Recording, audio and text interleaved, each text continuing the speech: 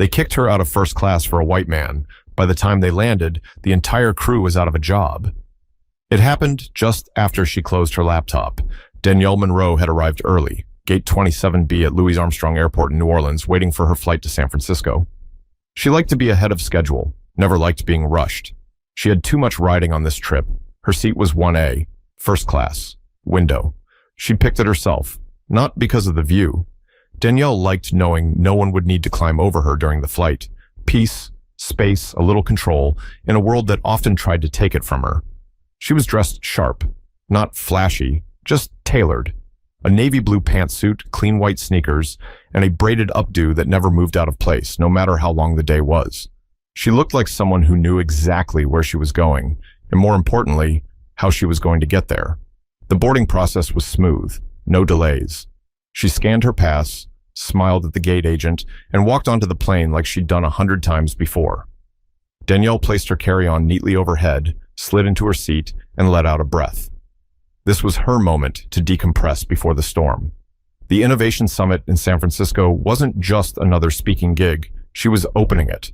First on the stage, every tech executive who mattered would be in that room. She reached for her phone to check her notes one last time when a flight attendant stepped into the aisle beside her. Blonde bob, tight smile, the kind of overly polite tone that made your skin itch before you even knew why. "Miss Monroe?" the woman asked. Danielle looked up. "Yes?" "I'm sorry, but there seems to have been a mix-up with your seat." Danielle blinked. "I picked this seat when I booked." "I understand, and I truly apologize, but another passenger has also been assigned to 1A. We're asking if you could relocate to seat 24C for now while we sort this out." Seat 24C, middle, coach, near the lavatory. Danielle knew without asking. She'd been flying long enough to recognize code. "I'd prefer to stay here while you work it out," she replied, voice calm, eyebrows slightly raised. The attendant's smile didn't flinch. "Unfortunately, we need to seat the other passenger immediately. He's a Platinum Plus Elite member and has requested this seat specifically." Danielle glanced toward the boarding door just in time to see a man step on board, white, mid-50s, expensive overcoat, AirPods already in. Didn't glance at her, didn't need to. Danielle didn't raise her voice. She didn't argue. That's not how she handled things. Instead, she quietly reached for her phone and pressed record. Then she stood, gathered her bag, and walked to 24C. The man slid into 1A like he owned the sky. The flight attendant gave him the kind of smile Danielle hadn't seen in years. Warm, familiar, full of approval. And Danielle sat cramped between a teenager with loud headphones and a man who couldn't stop coughing. She didn't say a word. But 5 minutes later, the seat switch would be the least of their problems. Danielle Monroe was nobody's assistant. She wasn't some mid-level rep hoping for an upgrade. She wasn't a guest of a VIP, and she sure as hell wasn't someone you bumped out of first class without checking twice. Danielle was the founder and CEO of Foresight Logic, a cybersecurity firm based in Durham, North Carolina. What started as a tiny operation in her apartment 12 years ago had grown into a $480 million acquisition just 3 months prior, snatched up by Interglobe Holdings, the same company that happened to own Sky Connect Airlines, the very airline operating Flight 226. The irony? Danielle had just left a virtual meeting with Interglobe's COO, confirming final terms for Foresight Logic to lead a full security overhaul of SkyConnect's passenger data systems. Her name had been on the call invite. She wasn't just on their radar, she was in the control room. But you wouldn't know that just by looking at her. That's what used to bother her most, not the ignorance, but the assumption. She'd sat in rooms full of men who looked past her to speak to her junior engineers. She'd been asked if she was with the catering at conferences where she was the keynote speaker. People never guessed she was the one signing the checks. She stopped correcting them years ago. These days, she just made mental notes, like she did with the flight attendant. Seat 24C wasn't just uncomfortable, it was humiliating. Danielle sat still, legs crossed, trying not to let her expression change. She had the video on her phone now. It clearly showed the exchange. The refusal to explain. The arrival of the man in 1A. The indifference. She watched it twice. Not for proof, for memory. She wanted to remember the tone in the woman's voice, the practiced tilt of her head. That recording wasn't going anywhere just yet. Danielle wasn't someone who went straight to social media. She didn't need likes or retweets. She had real power, the kind that moves silently until it doesn't. The man in 1A eventually ordered a whiskey and opened a paperback, never looked back once. She wondered if he even knew what had happened. Probably not. Men like that didn't ask. They assumed it all worked out in their favor because it usually did. Meanwhile, Danielle's phone buzzed. It was a message from her executive assistant, Tasha Brewster, confirming the press kit was live on the summit's site. Right at the top, opening remarks, Danielle Monroe, CEO of Foresight Logic, now partnered with Interglobe Holdings. Danielle smiled, just barely. She typed back, "Great, let's see if they know who I am now." Then she opened her email and began typing a message. Not to her legal team, not yet. To the COO, direct line. Subject, incident on Flight 226, Sky Connect Airlines. And while she typed 30,000 feet in the air, someone on the ground was about to make a phone call that would flip the entire flight crew's day upside down. The seatbelt light dinged. The plane tilted gently skyward. Danielle kept typing, even as the cabin rumbled during ascent. Row 24 wasn't made for work. Her elbows bumped against both armrests, and the man beside her coughed again. Wet, phlegmy. She didn't flinch. She just kept her gaze locked on the email, her thumbs moving with precision. Earlier today, prior to departure on Flight 226, I was removed from my assigned seat in 1A without cause or proper explanation. A white male passenger was given the seat instead. I was relocated to economy despite having VIP status and a confirmed reservation. This is a matter of both policy and principle, and I expect a response. Short, sharp, no fluff. She hit send. She didn't expect a reply right away. It was Saturday. Most execs were off-grid until Monday, but the COO, Rhett Wallace, wasn't most execs. He didn't believe in offline, not when the company had just swallowed a new division with a direct link to its digital throat. Foresight Logic wasn't just any startup. Danielle's firm had found the data breach in Sky Connect's booking system last year, the one that nearly leaked 30 million passenger records. It was her team that shut it down, patched it, and prevented a class action lawsuit from making headlines. And now here she was, seat 24C, knees jammed, head tilted to avoid the flickering overhead light, watching a flight crew make small talk and pass snacks like nothing happened. The lead flight attendant walked by again, the same woman. Danielle caught her eye. The woman hesitated. "Is there anything I can get you, Ms. Monroe?" Danielle didn't blink. "No, thank you." It wasn't a kindness. It was theater. She'd recognized Danielle's name now, maybe from the manifest, maybe from a whispered conversation in the galley. Too late. The damage was done. A teenage girl 2 rows ahead of Danielle turned around and whispered to her mom, "That's the lady from the cyber conference posters." Danielle heard it, didn't respond. She didn't need validation from strangers, but it confirmed one thing. Her face was known. The airline just hadn't done the work to make sure its people knew what kind of passenger they were dealing with. Meanwhile, up in 1A, the man who'd taken her seat had fallen asleep, reclined, shoes off. Danielle closed her eyes for a second, not in anger, in calculation. Because when people show you who they are, she believed them. The attendant had shown her. The airline had shown her. Now it was time for her to show them what she could do. But before Danielle could make her next move, the first ping from corporate would shake the entire cabin crew into silence. It started with a subtle shift. The lead flight attendant's demeanor changed mid-aisle. Eyes darted toward the front, then quickly down to the tablet in her hand. She swallowed, lips tightening like someone trying to keep from saying the wrong thing out loud. Danielle noticed, instantly. Then came the second cue. The intercom crackled, not the captain, not weather updates, just a brief click, followed by whispers near the cockpit door. Danielle leaned back. The message had landed. She tapped her phone. No reply from Rhett Wallace yet, but her assistant, Tasha, had just texted. "FYI, someone from Interglobe PR just called. They're asking if you're on Flight 226. You good?" Danielle replied, "Very." Back in first class, the man in 1A snored gently, oblivious to the tremor running through the crew's pecking order. The flight attendant returned again. This time her voice was lower, her posture tighter. "Ms. Monroe," she said, leaning in awkwardly, "we've just, we've been notified that there was a significant error with the seating arrangement. We'd be happy to move you back to your original seat right away. It's open now." Danielle looked up, eyes calm. "Did the passenger leave?" The woman hesitated. He offered to switch." Danielle raised an eyebrow. "Or was he told?" Silence. Danielle's tone didn't change. "I'll stay here." "You're sure?" "I'm sure." She didn't want the seat anymore. That seat had already shown her everything she needed to know. She wanted the airline to sit with what they'd done, to feel it. "But I do want something else," Danielle said. The attendant shifted. "Of course.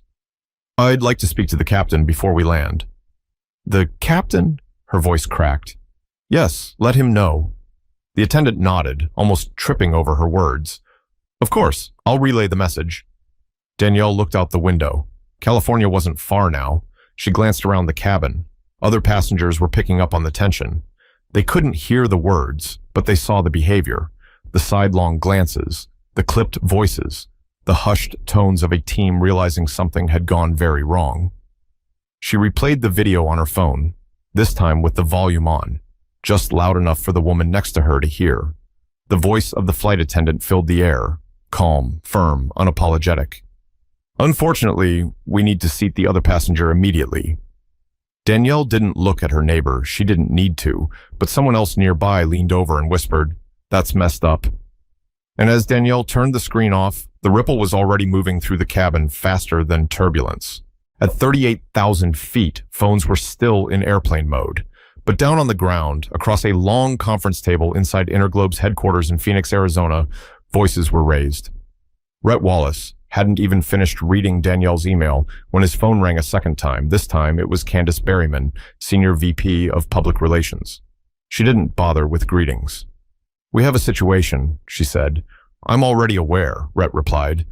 "Not fully," Candace shot back. "It's circulating." Rhett sat up straighter. "Her assistant posted a vague tweet," Candace continued.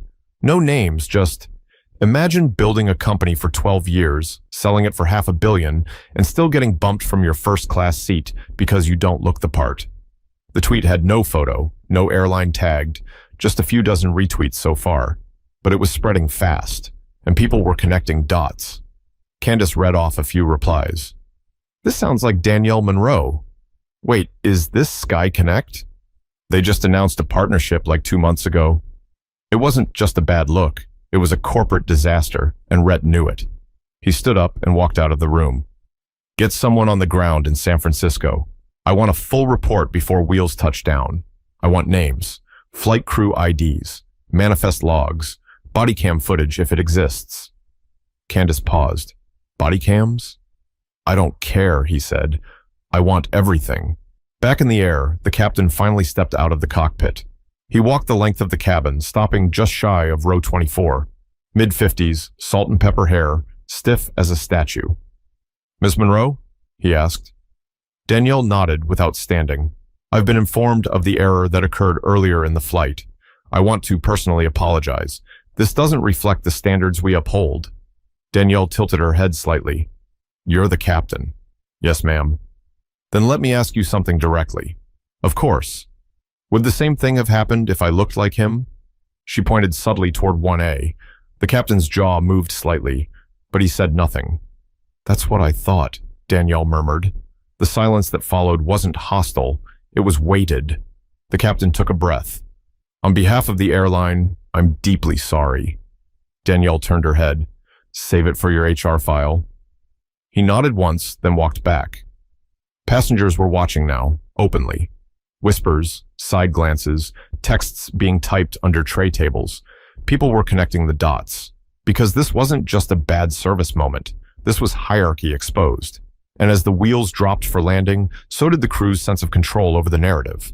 The landing was smoother than expected, but the silence inside Flight 226 was tense enough to cut. Danielle remained seated as the cabin shuffled to life. Seatbelts clicked. Overhead bins creaked open. Tired passengers stretched and checked their phones. She didn't rush. She never did. Especially not now. The man in 1A walked off first, oblivious, not a glance back. He might never know he'd been part of something bigger than legroom and whiskey. Danielle stood last. As she exited the jet bridge, two men in dark suits were waiting near the terminal gate. They didn't have name tags. They didn't need them. She recognized the emblem on the clipboard tucked under one man's arm, Interglobe Corporate Security. "Ms. Monroe?" the taller one asked. "Yes." "We've been instructed to escort you to the Sky Connect Executive Lounge. The COO would like to speak with you directly." Danielle didn't blink. "Now?" "Now." She walked with them through Terminal 3 at San Francisco International Airport. Calm, quiet, dignified. A few people turned their heads. One woman actually stopped walking when she recognized Danielle, pulled out her phone, snapped a photo. Just like that, the story picked up another pair of wings. Inside the executive lounge, Rhett Wallace was waiting, tall, clean-cut, wearing an expensive sweater over an unbuttoned collar. He looked like a man who hadn't slept in 2 days. He stood when Danielle walked in. "Danielle, thank you for taking the time. Please sit." She didn't. "I'd like to begin with a formal apology, on behalf of Sky Connect, on behalf of Interglobe, and on behalf of myself." "An apology doesn't fix a pattern," Danielle said. "It patches a symptom." Rhett nodded, clearly expecting the heat. "We're launching a full internal review. The crew from your flight has been suspended, pending termination. That decision's already in motion." Danielle raised her eyebrows. "That fast?" "You were removed from a reserved seat by a team that didn't follow protocol, didn't verify passenger status, and didn't act with equity. There's no excuse." "And if I didn't have your number?" "We'd still be getting the email. We just would have seen it 6 hours later, on the front page of every outlet that tracks race and corporate accountability." He said it like a man who understood how these things worked now. Visibility wasn't about intention, it was about outcomes. "What else?" she asked. Rhett took a breath. "We'd like you to consider joining our internal review board, equity and policy, flight protocol, hiring and training, full access, no NDA." Danielle was quiet for a long beat. "You want me to help fix what your company didn't even realize was broken?" "Yes." She folded her arms. "I'm not here to clean up your mess, Rhett. I didn't build this system, but I'll tell you what I will do." He waited. "I'll speak at your next leadership summit, on record, on stage, about this flight, about who gets seen and who gets silenced, about what it means when a black woman gets quietly moved to the back and no one says a thing." Rhett nodded slowly. "Understood. And after that," Danielle added, "I'll decide whether I want to help you fix it." And with that, she picked up her bag and walked out, back straight, stride steady, message delivered. The headlines came the next morning. Not loud, not tabloid, just steady, intentional reporting from journalists who had followed Danielle's work for years. Black CEO removed from first-class seat for white passenger, airline crew fired, corporate shakeup underway. That was the title. But the real story wasn't about the seat. It was about what happens when someone with power stays quiet long enough to be underestimated, then speaks so clearly no one can look away. Danielle never shared the video publicly. She didn't need to. She gave her talk at the Interglobe Leadership Summit 2 weeks later, stood on that stage in Phoenix, in front of 400 executives in suits, holding nothing but a wireless mic and the room's attention. She didn't yell. She didn't shame. She told the story like she was talking to a room full of neighbors. She described the moment she was asked to move, the look on the attendant's face, the tone, the tight smile. She spoke about the weight of being watched all the time by people who don't know they're watching you, but are judging you anyway. She talked about growing a company while being mistaken for support staff, about rooms that only acknowledge you after your value's been proven, and sometimes not even then. And when she finished, she paused. Then she said, "You don't have to mean harm to cause it. But once you see the harm, that's when the real test starts. What you do next, that's your character. That's your company." Silence. Then applause. Real applause. Not polite, not forced, but grounded. Afterward, 3 different regional directors approached her about training programs. One asked her to join the advisory board for hiring reform. Another invited her to consult with their supplier diversity team. Danielle didn't say yes to everything, but she didn't say no either. She knew this wasn't about her alone. It never was. She hadn't been removed from a seat because someone didn't know. She was removed because someone assumed she didn't belong. And people paid for that assumption, not because Danielle wanted revenge, but because the system finally bumped into someone who had receipts, a record, and reach. She wasn't angry, not anymore. She was focused. A few weeks later, a woman from her flight, a passenger who'd witnessed the whole thing from a few rows back, sent Danielle a handwritten letter. It said, "You didn't say a word, and still, everyone heard you. Thank you." Danielle kept that note, not out of pride, but because it reminded her of what mattered most. Not the seat, not the applause, not even the policy changes, but the people who were watching quietly, wondering if they were the only ones. They weren't, and now they knew. If this story made you think about how easy it is to ignore quiet harm, ask yourself, when was the last time you saw something unfair and stayed silent? Don't wait until someone else speaks up. Be the one who does. Because silence protects power, and power unchecked always repeats itself. Speak, stand. Even if your seat feels safe, stand for the ones who can't yet.